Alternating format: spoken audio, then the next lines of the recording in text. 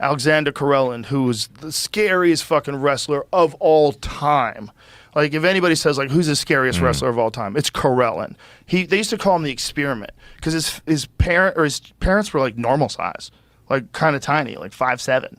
And he's a fucking panther, like a human panther. 6'2", 300 pounds. And you know what his move is? Yikes. He throws people around. He picks them up and beats them with the earth.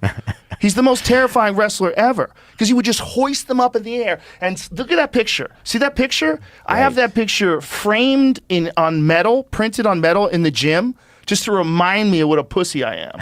You should always know that dudes like that have existed and probably still exist today. Okay, so he was fucking terrifying. Let's play the football game of can I get a yard? You go in with this Zero guy. chance. No, Zero not chance. winning. How long can you last? I'd have to run away. It would just be until he catches me. Okay. I would have to run away, and I probably wouldn't be able to run away. He's faster than me. He's big and fast. Right. The thing about Karelin was he was 300 pounds, but he moved like a cat.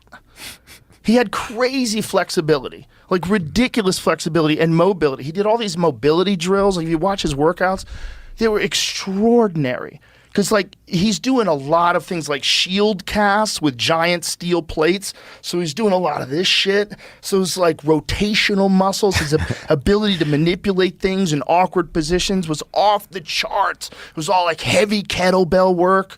Wow. That guy was a freak. And his mobility, he would show all these mobility drills and different things. Like, look what he's doing. Oh, my goodness. Look at this. I mean, this is a fucking Olympic gold medalist wrestler. What era is this? 80s? I think his last wrestling matches were around, I want to say before 2000, because he did have offers. He had like one Fugazi MMA fight. It was like a fake MMA fight because they did a few of those in Japan.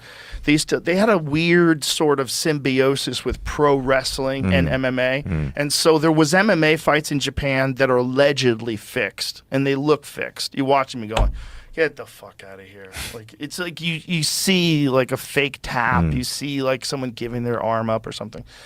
There was some of that going on. And so it seems like he got involved in one of those where they gave him a shit ton of money and they said, come over here. It's kind of pro wrestling, but kind of not. We'll say it's an MMA fight. It's one of those deals. But if he did fight MMA, everyone would be fucked.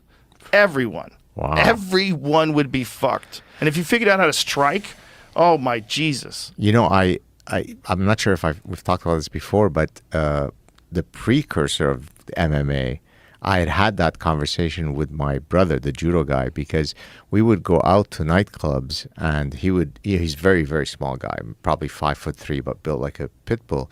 And he'd kind of interact with the world as though he's 6'8", the bouncers and so on. And I once asked him, do you think you can take these guys? And he said, if I can get them, like if they knock me out before I get to them, then they knock me out. But if I get them and I can bring them down, then they're dead.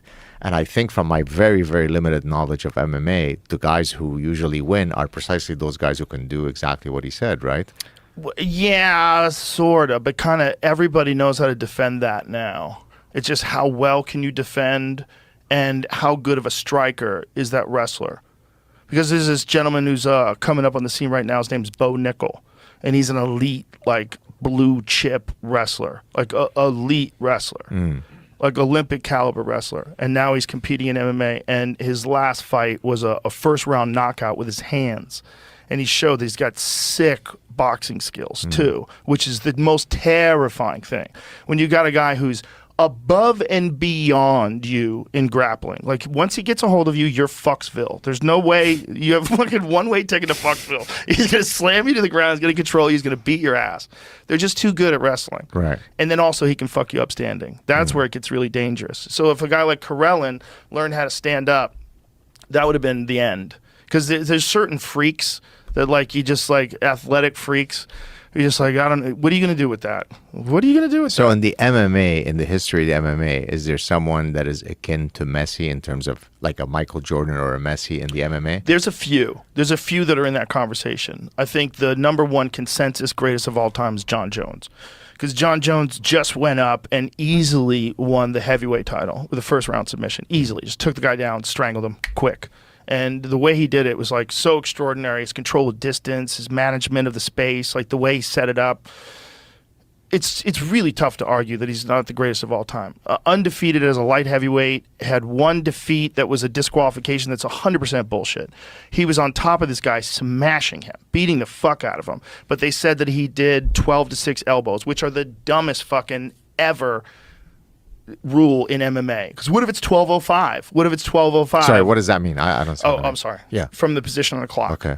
An elbow straight down is illegal. Oh, I see. Doesn't make any sense. You have to do it sideways? How do you do it? You do it at an angle. Okay. But it's literally because the athletic commissions that were sanctioning MMA initially, they said, we've seen those things on ESPN where people break bricks with their elbows. You can't do that. It's too dangerous. So you can't do that on the ground. You can't even do it standing up, I don't believe. I think if someone comes straight at you and tomahawk elbows you, I believe that's illegal. I'm not sure about that. But on the ground, it's most certainly illegal. And it's the dumbest rule. It doesn't make any sense. A regular elbow is just as hard. An elbow like this is just as hard. It might be more hard because you can kind of get more of your shoulder into it, where this might be a more awkward move that, I'm not the best at this, but I would think that this is not as good as this. This seems like I'm getting a lot of weight into that. I'm getting the torque off my hips.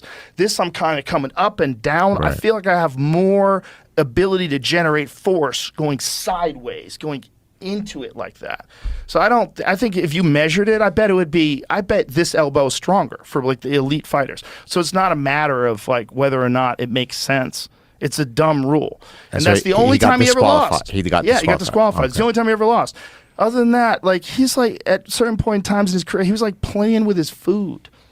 Like he let fights go on too long where he's like almost disinterested and engaged. Like he wanted to try standing up with guys who were supposedly great strikers. Just decided not to try to take people down. Just try to do whatever the fuck he wanted to do because he's so much better than everybody. He was getting bored. Wow. And then when he has like big challenges like this second Daniel Cormier fight, he stopped Cormier with a head kick. Like, jeez, he's so fucking good. He's beaten so many people, and the way he beat them. He fought Lyoto Machida, and it's one of the most cold-blooded finishes in the history of the sport. He has Machida, and he grabs him at the cage, presses him against the cage, and gets him in this perfect power guillotine, puts him to sleep, and then drops him and walks away.